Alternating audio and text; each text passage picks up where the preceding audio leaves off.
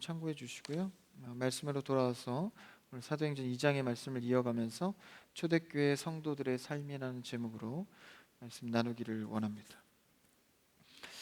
이제 2장이 끝까지 오늘 읽으면서 2장을 끝낼 텐데 37절 위에 있는 절수를 좀 읽지 않았는데 그 부분하고 이어져 내려오는 내용입니다. 그러니까 오늘의 내용은 베드로의 설교 이후에 사람들의 반응과 또 초대교회가 그 말씀에 따라 어떤 삶으로 시작했는지를 보는 내용입니다.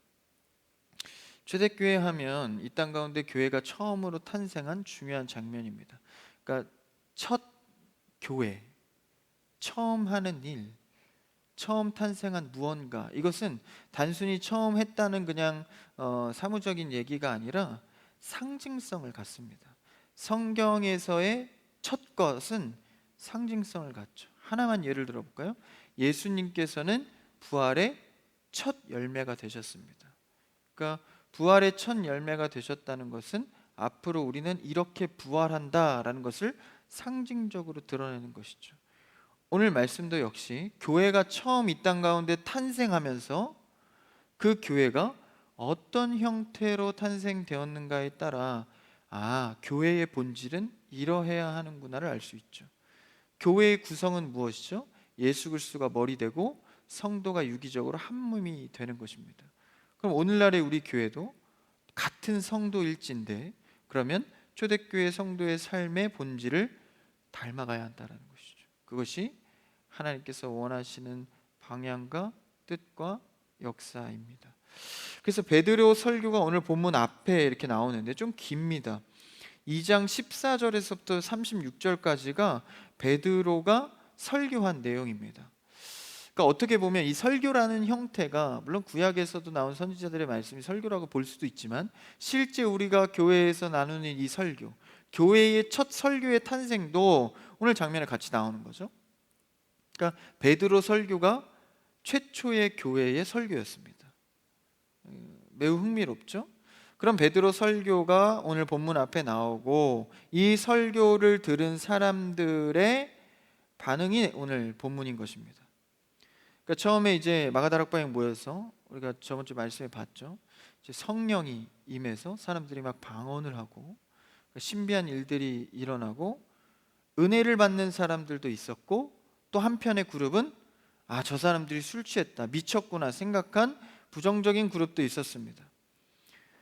성령의 은사 속에서 이 부정적으로 저 사람들이 술 취했냐라고 보는 사람들 앞에서 베드로가 항변하며 아니다, 술 취한 것이 아니다 라고 하면서 말씀을 전한 것이죠. 이것이 교회의 최초의 설교입니다. 이제 설교학적으로, 그러니까 은혜적으로 말고 설교학적으로 볼 때 사실 베드로의 설교는 그렇게 좋은 설교는 아닙니다. 구성이나 짜임새가 그렇게 설교학적으로 잘 짜여져 있는 설교는 아닙니다. 전선생님 뭔데 그렇게 평가하시죠? 제가 평가한 게 아니라 신학적으로 그렇다는 거죠. 그런데 또 반면에 이제 사도행전 7장에 나오는 스데반의 설교는요 매우 짜임새 있고 설교학적으로 굉장히 탁월한 설교입니다. 근데 결과는 정반대죠. 오늘 말씀해 보니까 베드로가 설교한 뒤에 몇 명이 돌아옵니까? 3,000명이나 되는 사람들이 세례받고 돌아옵니다.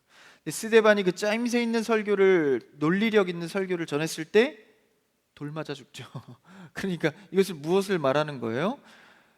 설교를 전하고 말씀을 듣고 은혜를 받는 것은 성령의 주권적인 역사다라는 것입니다. 인간의 언변이나 논리력이나 설득력으로 은혜를 받는 게 아니다라는 것이죠. 만약 여러분이 제 논리력과 설득력으로 은혜를 받고 있다면 어쩌면 여러분은 은혜를 받는 게 아니라 동의에 공감을 하고 있는 것인지 모릅니다. 그러니까 우리는 설교를 들을 때 철저하게 성령에 의지하여서 전하는 자나 듣는 자나 성령의 주권으로 은혜를 받아야 합니다. 그렇게 생각하면 이 강단에서 강도권이 있는 사람이 어떤 사람이든 그 사람의 학식이나 학력이나 상관없이 라이센스만 주어진다면 누가 전해도 우리는 은혜를 받을 수 있는 겁니다. 그런데 내 마음이 완악하여 내 마음이 교만하여 받지 못하는 것은 성령을 의지하지 않았기 때문인 것이죠. 여러분, 성령을 의지하는 예배 되기를 축복합니다. 그래서 우리가 예배를 일찍 와서 준비하자, 왜 그런 얘기를 해요? 그래도 1분이라도 와서 성령님, 오늘 찬양부터 주기도문으로 예배 끝날 때까지 나와 함께 해주시옵소서. 찬양할 때 다른 마음 들지 않게 하시고 말씀 들을 때 성령의 지혜로 깨닫게 하옵소서. 그래도 그렇게 성령을 의지하는 태도가 예배의 중요한 요소 아니겠습니까? 그래서 오늘 이 베드로가 전하는 말씀 가운데에서도 성경적 구성력이나 뭐 이런 게 없어요. 잘 논리력도 그렇게 좋지 않습니다. 마치 그냥 성향을 따라가는 듯해요. 좀 이렇게 강한, 베드로가 좀 강한 면모가 있지 않습니까? 그러니까 뭐 더 많이 배운 사람이 좋은 설교를 하는가? 비례적인 건 아닌 것 같습니다. 그리고 설교의 대가들, 스펄전이나 이런 분들도 정통 신학을 하지 않았죠. 그런 것을 볼 때 뭐 그게 다 이렇게 다 신학을 안 해도 된다 뭐 이런 얘기를 하는 것이 아니라 그것과 상관없이 누릴 수 있는 성경의 주권적 역사가 설교의 영역이다라는 것이죠. 그러니까 이 베드로의 거친 설교 속에 그러니까 성령의 임하는, 그러니까 첫 교회 때 성령이 강력하게 임하잖아요. 성령의 주권적인 인도로 3,000명이나 돌아오게 되는 것이죠. 우리는 여러분 우리의 실력으로 부흥하지 않기를 바랍니다. 청년부는 성령에 의지하여 부흥하게 되기를 축복합니다. 우리는 그것을 사모하는 것이죠. 그래서 말씀 들을 때 성령의 지혜와 마음을 열어주십시오 구하는 것이죠. 그래서 이러한 설교를 듣고 이제 사람들은 청중들은 어떤 반응을 했나요? 이제 반응의 시작이 오늘 본문입니다. 37절을 한번 읽어볼까요? 오늘 본문 시작. 없어요? 본문 시작. 다른 사도들에게 물어 이르되 형제들아 우리가 어찌할꼬 하거늘.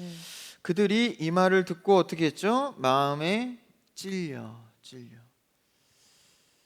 최초의 설교를 듣고 청중들의 첫 반응은 마음의 찔림입니다. 좀 불편하죠. 말씀을 듣고 내 마음에 찔림이 오면 불편합니다. 그래서 최대한 내가 나는 저 정도는 아니야 뭐 이런 식의 자기 합리화를 하죠.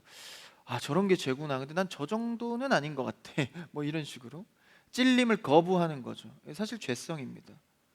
찔렸을 때 베드로와 다른 사도들에게 형제들이 뭐라고 반응하나요? 어찌할꼬. 내가 이 죄의 찔림을 해결할 방법이 없는데 어떡하겠습니까? 그러니까 진짜 찔린 겁니다. 여러분, 우리도 말씀을 듣고 말씀 앞에 설 때 찔림으로 명확하게 나를 볼 수 있는 여러분 되기를 축복합니다. 그 설교를 말씀 들을 때도 재미주의, 흥미주의, 그래서 좀 재밌는 것에 마음이 열리고 흥미로운 것에, 여러분 설교는 유흥이 아닙니다. 설교를 듣고 좀 재미를 느끼고 좀 스트레스가 좀 풀린다.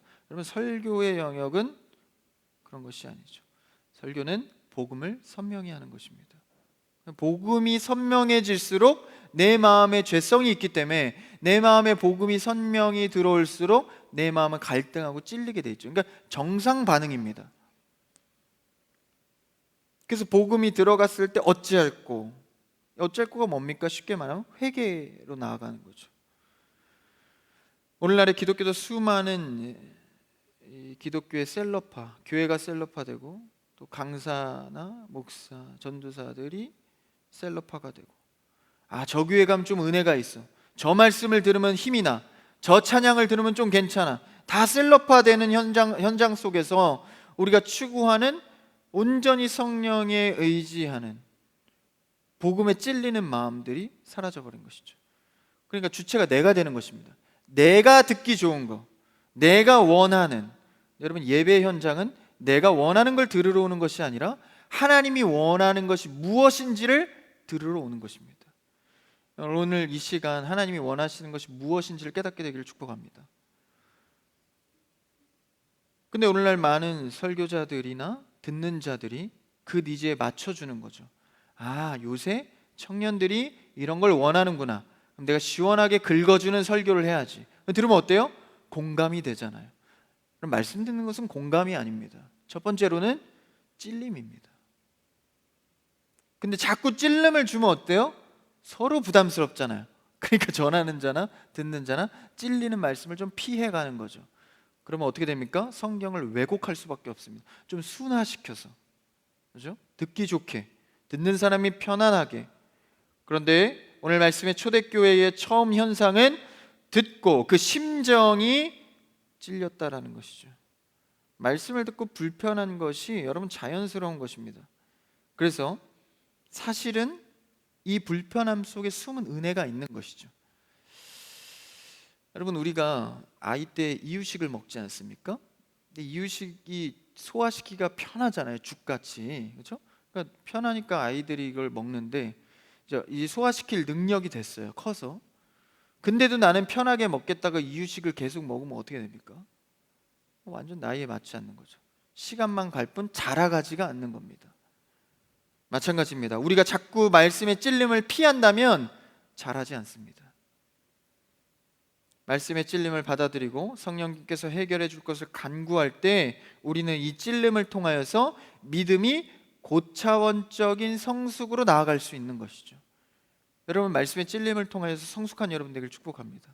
찔리지 않으면, 넘어져 보지 않으면, 딱딱한 음식을 씹어내지 않으면 절대 자라가지 않는다라는 것이죠. 불편함 감수하고 나아갈 때, 이 찔림에 대해서 내가 어떻게 반응할지 고민할 때 우리는 은혜 받은 것입니다. 그 고민 자체가 은혜인 것이죠.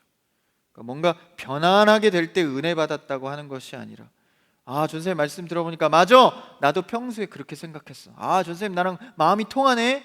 여러분, 이것이 은혜가 아니라, 야, 저런 것도 죄였구나. 내가 하나님 앞에 이런 죄를 짓고 살았구나. 하나님을 내가 속상하게 했구나 라고 찔리며 깨닫는 것이 정말 은혜 받는 것입니다. 그렇게 내 속이 쑤셔서 찔릴 때 어찌할까라는 신음과 같은 고백이 나오는 것이죠. 이것은 내가 내고 싶어서 나오는 소리가 아닙니다. 이 청중들이 어찌할꼬가 생각해서 나온 게 아니라 찔리니까 마치 한숨을 내쉬듯 어찌해야 될까? 어찌해야 될까? 어떤 특별한 날의 예배의 설교가 이렇게 찔림이 되고 한 번의 특별한 예배가 그렇게 되는 것이 아니라 매 예배 때마다 우리는 이 찔림의 은혜로 성숙해져야 합니다. 그래서 예배에 집중하고 예배로 많이 고민하는 사람들은 또래의 연령대보다 훨씬 더 성숙해져 있습니다. 자신도 모르게. 그래서 대화나 행동이 굉장히 다른 것이죠. 이것이 바로 설교의 맛입니다. 설교의 맛을 본 자는, 야, 이 찔림을 통해 내가 또 어떤 소망을 갖게 될까? 어떤 성숙으로 나아갈까? 설교는 청중의 필요를 채우는 것이 아닙니다. 하나님께서 나에게 무엇을 원하는가 배우는 것이죠. 내 소리는 어떻습니까? 청중의 소리를 이제 듣고 그것에 따라 설교하는 것은 결국 하나님의 마음을 알 수가 없는 것이죠. 그러한 청중들이 뭐 했죠? 자기 소리 내기 원하는, 자기 소리 들어달라는 청중들은 결국 예수님을 십자가에 못 박았습니다. 그래서 전하는 자나 듣는 자나 하나님의 입장에서 전하고 하나님의 마음을 듣기를 원하는 것이죠. 그렇게 들었던 베드로의 설교를 들었던 청중들은 어찌할꼬. 그런 마음 가운데 이제 그 청중들의 베드로가 다시 입을 뗍니다. 38절을 한번 읽어볼까요? 38절 시작. 베드로가 이르되 너희가 회개하여 각각 예수 그리스도의 이름으로 세례를 받고 죄 사함을 받으라. 그리하면 성령의 선물을 받으리니. 어찌할꼬 마음에 찔리는데 어떻게 해야 되겠습니까? 베드로는 굉장히 단순한 단편적인 대답을 합니다. 회개하여 죄 사함을 받으라. 여러분, 주 앞에 회개로 나아가는 여러분 되기를 축복합니다. 회개는 특별한 죄에 대해서 기도하는 것이 아닙니다. 날마다 내가 몰랐던 죄가 무엇인지를 발견하는 것이죠. 그래서 돌이키는 것.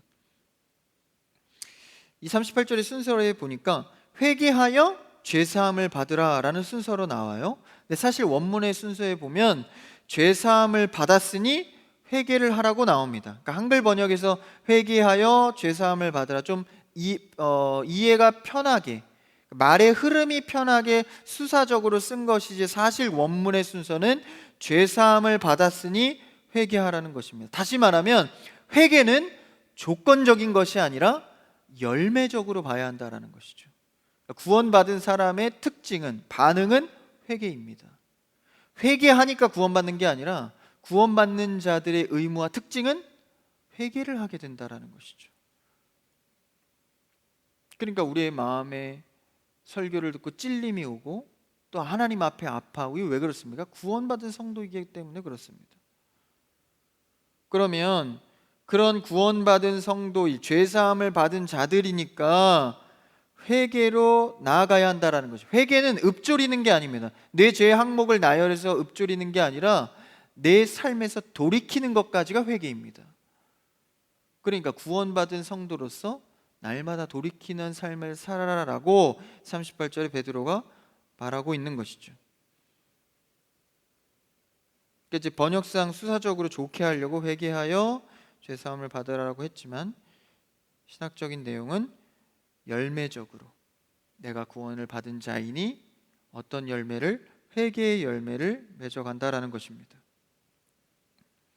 그래서 구원받은 사람들은 회개가 나오는 것, 참된 회개, 어찌할 꼴을 통하여서 참된 회개가 나오는 것이죠. 그래서 우리는 십자가 앞에 철저하게 나를 돌아보고 십자가가 내 마음의 삶을 관통하여서 회개로 나아가고 있는가, 구원받은 자들이 맺어야 할 열매입니다. 그리고 또 38절 후반부에 보니까 뭐라고 말하죠? 베드로가 세례를 받고 죄사함을 받으라. 세례를 받는 거 역시 똑같습니다. 앞에 문맥하고 비슷한데, 세례를 받는다고 구원을 받는 것이 아니라 구원받은 사람들의 상징의 표인 것이죠. 여러분, 세례 받아야 구원을 얻습니까? 세례 안 받아도 돼요? 받아야죠. 그럼 세례가 조건입니까? 이거 헷갈려요. 어떻습니까? 간단한 예를 한번 들어볼까요? 십자가상에 예수님이 십자가 못 박히셨을 때 그 옆에 강도가 구원을 받았죠. 나와 함께 낙원에 있으리라. 순식간에 구원을 받아요, 예수님의 명령으로. 그때 세례를 받았나요? 세례를 받지 않았죠. 그러니까 세례가 조건은 아닙니다. 근데 그 상징성은 뭐예요? 내가 하나님을 믿으니 이로써 내 삶을 하나님께 의지하여 살겠습니다라는 상징의 표입니다. 그러니까 영광의 예식인 거죠. 그러니까 마치 정확한 비교가 안 될 수도 있겠지만, 그러니까 결혼식을 하지 않습니까? 결혼식을 해야만 부부입니까? 꼭 그렇진 않죠. 결혼식을 하지 않아도 사실혼 관계로 같이 살 수도 있지 않습니까? 근데 결혼식을 안 하는 사람들은 거의 없죠. 있을 수도 있지만 결혼식을 늦게라도 다 하지 않습니까? 왜 그래요? 영광의 예식이니까. 이 가족을 공표하는 거죠. 사람들과 하나님 앞에. 세례도 마찬가지입니다. 하나님과 사람들 앞에 내가 하나님을 믿는 자로서 서겠습니다라는 공표를 하는 거죠. 영광의 예식입니다. 근데 그게 조건이 되는 것은 아니죠. 그러니까 우리는 이 세례도 회개도 조건적으로 하는 것이 아니라 믿는 자로서 내가 얼마나 영광의 삶으로 살아가며 이 일을 하고 있는지를 말하는 것입니다. 그래서 내가 하나님의 방식으로 살겠다는 구원받은 성도라면 회개와 세례 속에서 삶의 방식을 하나님께서 원하는 방식으로 살아가는 결단을 하는 것이죠. 이게 바로 초대교회 성도들의 모습이었습니다. 거창하고 화려한 초대교회 성도들의 모습이 있었을 것 같지만, 초대교회 성도들은 찔림과 회개, 이 단순한 원리가 오늘날 교회에서도 가장 먼저 되어야 한다라는 것이죠. 이 교회에서는요, 말씀으로 찔림을 받고 하나님 앞에 회개하는, 그게 가장 이 교회의 기본 질서다라는 것이죠. 이러한 초대교회 성도들이 이제 삶에 좀 밀접한 부분에서 변화된 모습들을 좀 보도록 하겠습니다. 이러한 성도들이 이제 단락이 넘어가서 43절을 한번 읽어볼까요? 43절에서 45절까지 한번 읽어봅시다. 시작. 사람마다 두려워하는데 사도들로 말미암아 기사와 표적이 많이 나타나니 믿는 사람이 다 함께 있어 모든 물건을 서로 통용하고 또 재산과 소유를 팔아 각 사람의 필요를 따라 나눠주며 이러한 회개를 하게 된 성도들의 첫 삶의 반응은 무엇입니까? 물질의 회개입니다. 그러니까 내 주머니에 대한 회개인 거죠. 모든 물질의 방향성은 다 나를 향해 있었습니다. 근데 이제 성도된 자로 설 때 뭐로 바뀌는 거예요? 물질의 방향성이 타인을 향해 가는 거죠. 이건 단순한 사회에서 말하는 그냥 좀 이런 기부나 봉사적인 차원이 아닙니다. 이것은 구원받은 성도들의 삶의 방식인 것이죠. 물질의 회개가 일어나는 겁니다. 이기심으로 나를 향했던 물질이, 이 물질관이, 돈의 방향성이 하나님께서 원하시는 방향성으로 달라지기 시작하는 것이죠. 그래서 어떻게 합니까? 사람들이 물건을 서로 통용합니다. 물건은 재산이죠. 45절에 또 재산과 소유를 팔아서 각 사람의 필요를 따라 나눠주기 시작합니다. 성도는 성령이 충만하고 구원받은 성도라면 물질관이 먼저 바뀝니다. 누구를 보면 알 수 있죠? 이 세리장 삭개오를 보면 알 수 있습니다. 그 삭개오가 뽕나무에 올라가죠. 유명한 장면이지 않습니까? 근데 세리장이면 그 나무에 올라간 작은 사람, 이래서 좀 허접하게 보이지만 사실 그는 굉장한 부자입니다. 세리인데 세리장이에요. 그러니까 로마도 세금을 거둘 때 일정 부분만 취해 가면 나머지는 니네 알아서 해라입니다. 그러니까 이 세리장 같은 사람은 정할수록 많이 버는 거예요, 자기가. 그러니까 어마어마한 부자가 되는 건 시간 문제인 것이죠. 이러한 돈과 부를 누리고 있던 삭개오가 어디에 올라가죠? 나무에 올라갑니다. 그러니까 이의 인생은 늘 오르는 인생입니다. 더 많이 가지고 더 많은 것을 누리고 올라가는 인생의 삭개오가 예수님이 찾아갔을 때 뭐라고 말씀하시죠? 삭개오야, 내려와라, 내려와라. 내가 오늘 너희의 집에 유하여야 하겠다. 그러니까 올라가는 인생, 축적하는 인생, 자신만을 위해서 뒤도 돌아보지 않고 축적하는 그 사람을 향하여서 내려오라. 그리고 집에 평안을 허락하시죠. 여러분, 물질과는요 밑으로부터로 고이는 은혜가 되어야 합니다. 내려가고 뻗어가고 나눠지는 은혜 말이죠. 자꾸 높이 쌓여지는 은혜는 나의 바벨탑을 만들 뿐이죠. 그러니까 내려가고 낮아져서 나눠질 때 그곳에 은혜가 있습니다. 이것을 초대교회가 설명해 주는 것이죠. 나의 물질관, 내 이기심, 여러분 은혜의 성숙으로 내려놓는 여러분들을 바랍니다. 사실 물질의 회개는요 이 겸손함을 요구하는 겁니다. 내가 벌었고 날 위해 써야 하고 이것으로부터 겸손해지는 것, 마치 예수님의 삭개오에게 내려오라 하였듯.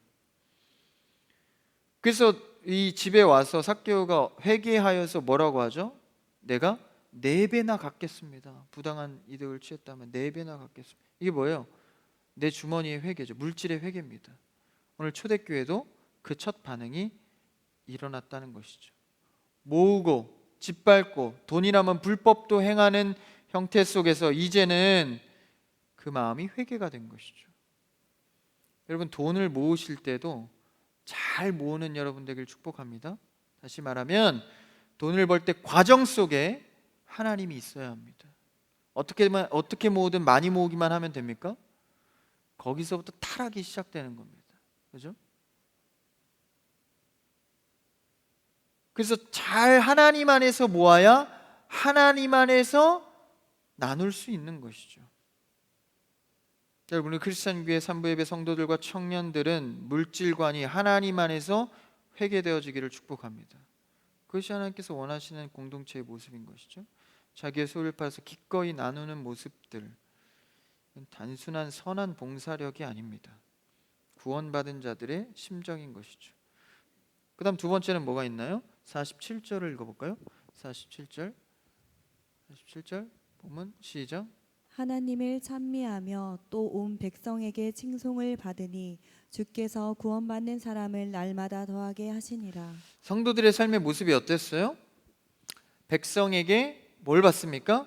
칭송을 받았다. 그러니까 성도는 이 칭찬이란 말입니다. 쉽게.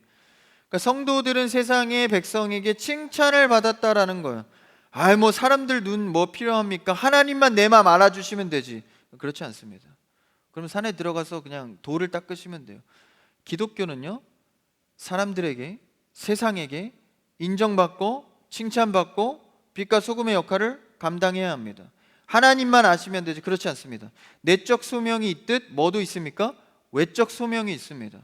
하나님께서 나를 부르셨어라는 확신도 있지만 외적으로 그 환경과 사람들이 나를 보고 은혜를 받고 덕을 쌓고 칭찬을 해야 하는 것이죠. 세상 인정 필요 없다. 하나님만 나 인정해 주면 되지. 하나님만 내 마음 알면 되지. 그렇지 않습니다. 우리 성도는요, 세상 앞에서도 담대하게 인정받고 칭찬받아야 합니다. 우리 크리스천교회 청년부는 세상에서 칭찬받는 여러분들에게 축복합니다. 물론 낙심될 때도 있겠죠.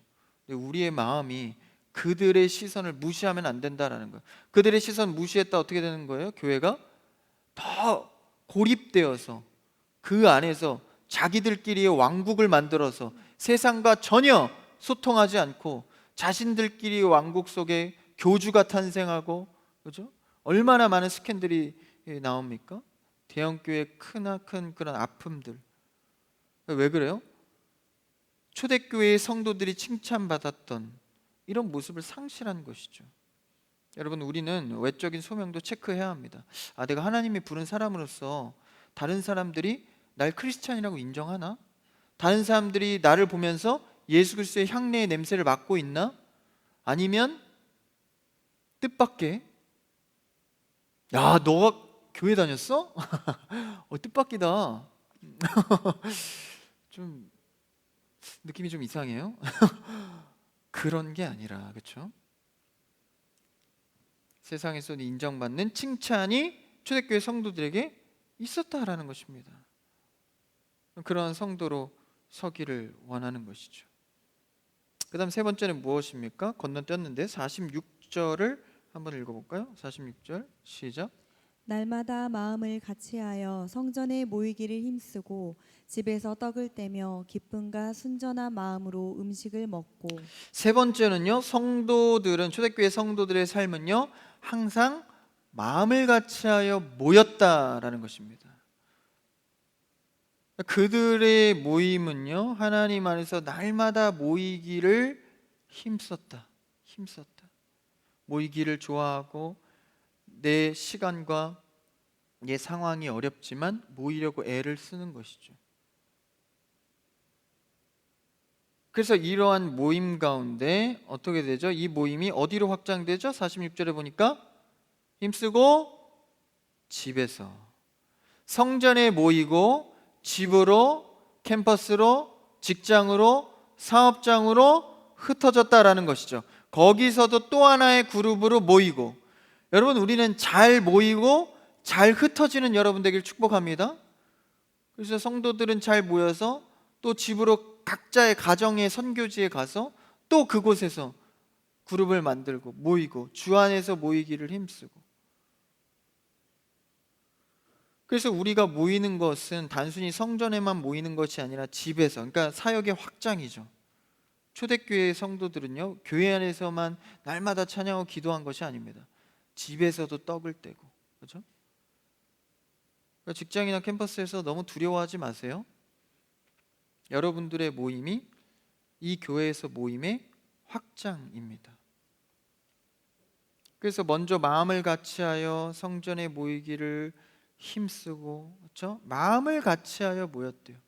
여러분들 이제 뭐 그룹으로 모이지 않습니까? 목장으로도 모이고 찬양팀으로도 모이고 내시 모임으로도 모이고 경건 훈련으로도 모이고 모이지 않습니까? 그룹들 잘 모여져야 돼요, 그렇죠? 그리고 또 친한 사람들끼리 모이기도 하고요, 교회 안에서. 그럼 모임들이 있지 않습니까? 근데 모이고 또 뭐 해야 돼요? 흩어져야죠. 예배, 우리 산부 예배 구성원들만 모이는 게 아니라 또 어디로 흩어져? 목장으로 흩어지고 저녁 예배로 흩어지고. 난 산부와 예배 아니면은 막 이게 신앙생활이 안 돼. 이것도 잘못된 거예요. 네?